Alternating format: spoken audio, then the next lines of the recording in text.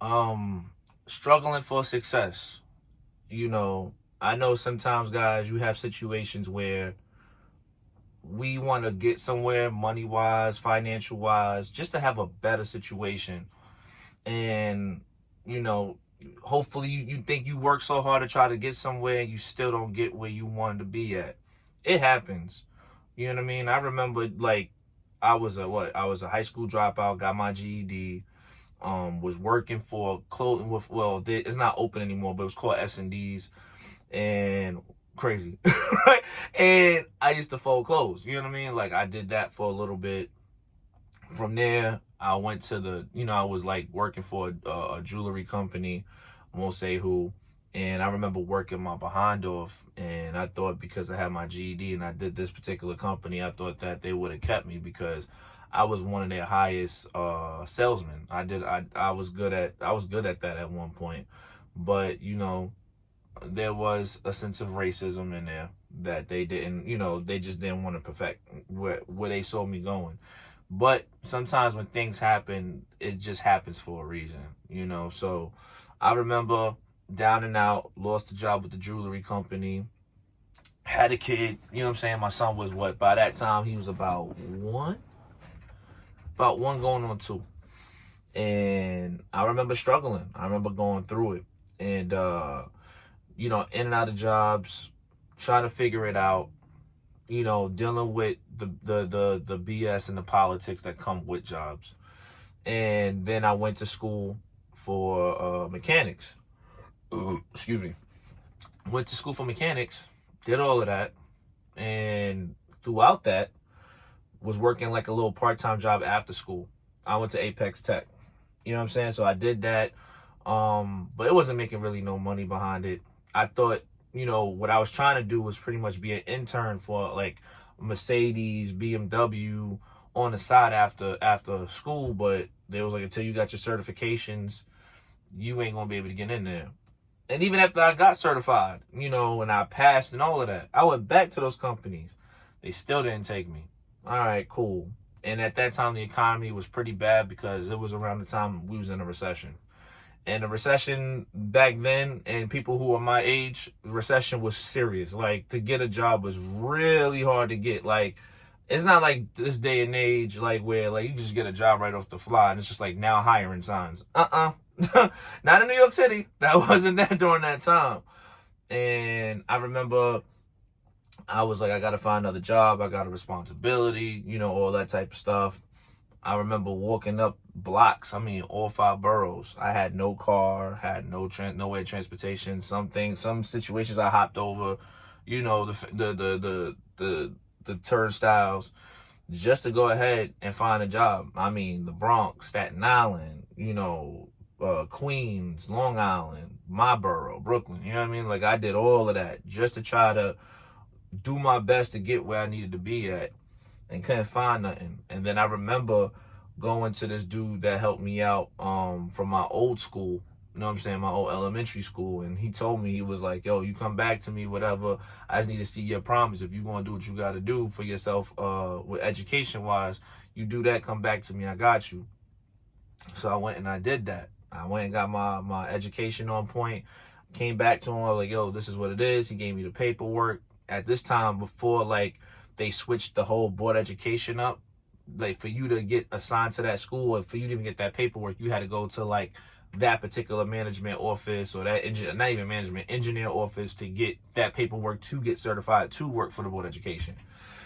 And once that happened, I was able to get the certification, but he couldn't promise me a job. You know what I mean? So he was helping me out momentarily as I was still struggling. Even though he looked out, don't get me wrong, I was making decent money because I was doing construction for him on the side. You know what I mean? We was going to like buildings and putting up shelves and this, that, and the third. And man, he was making good money off of that. So after that, I was like, but I still got to find my own way. I remember still looking, went to every school. Every school's like, well, you don't have this. Well, school as far as like working there for the board education as a custodian or cleaner. Right? And they're like, well, you don't have this, and we're looking for this. You have this, you don't have that. Like, because I was young, because I had it. Some of them was like, how did I even get this card? They couldn't even believe I had it. Some of them was trying to take it from me, and I had to like fight for my card back. It was crazy. You know, at that point, I felt like, yeah, I felt like I had a gold mine, but nobody was trying to open the door for me. So I remember going up Atlantic Avenue, and anybody who know Atlantic, coming from like Brownsville or East New York, going down Atlantic Ave, you get down to a certain area, you're going to see that White Castle on the left, right? So, boom, I see the White Castle. I'm like, man, I'm going to just go ahead and try to work for it. I just needed something, you know what I mean? Just to kind of get myself started. And then all of a sudden, I happened to look to the right, and there was a school that I didn't see that I missed. And I mean, I went to like every school. I mean, you name it, from high school to junior high school to elementary. I went to all of them, even private schools. They wasn't trying to get me in.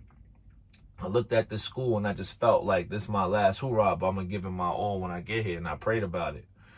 So I remember, you know, I go to the school. Mind you, I've been wearing this suit. I've cleaned the suit so many times, yeah, but you know, it was the summertime. I'm wearing a full suit walking out, and it's like 90-degree weather. I was bugging, right? I go to the school. I go talk to this guy, you know, and I'm like, yo, I'm trying to find a job. This, that, and the third. Well, I say, yo, because, you know, I came in as professional as possible. So I let them know, hey, I really want this job here. I really feel like I need it. But, you know, this, that, and the third. The guy looks at me. He goes, that's cool. That's nice, kid. I'll tell you if there's an opening. And then something just told me, nah, keep going. So I told myself, I'm gonna keep coming up here till you change your mind. Until I get a yes from you, I'm gonna keep coming up here. I kept coming up there. You know, I would sit with this dude for hours. And I guess he got a chuckle out of it because I kept wearing that same suit. And I know that suit, after a while, no matter how much you clean it, you know, the print of your smell is just on it.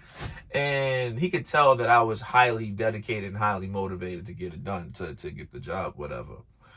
And I got the job, you know what I mean, eventually. And, you know, from that point on, you know, I went through that struggle, you know, and had to go through all of those situations and trials and tribulations to, you know, finally get to a place where, you know, yeah, it was still a struggle, but it wasn't as bad. You know what I mean? You know, after I got, well, it was bad after I got it, because there was more struggles to come after that.